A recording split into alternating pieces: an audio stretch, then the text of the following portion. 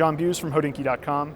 We're here at Baselworld 2018, and Patek Philippe had lots of great stuff. But right now we're going to focus on one watch, the new reference 5740. It's a Nautilus with a perpetual calendar.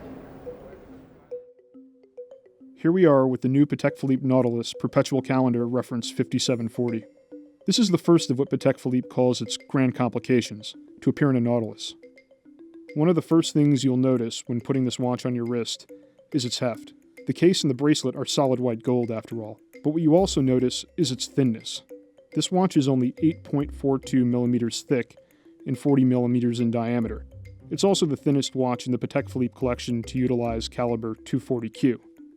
On the blue rib dial, you see a familiar perpetual calendar layout with displays for the month, the date, the day of the week, and the moon phase, as well as the hours, minutes, and a 24-hour scale. This is a great example of a precious metal, thin, Genta-designed high complication, and it's clearly one that's going to compete with offerings from the likes of Vacheron Constantin and Audemars Piguet. Overall, I expect this watch to prove incredibly successful from a commercial standpoint, and there is plenty of technical merit here, of course.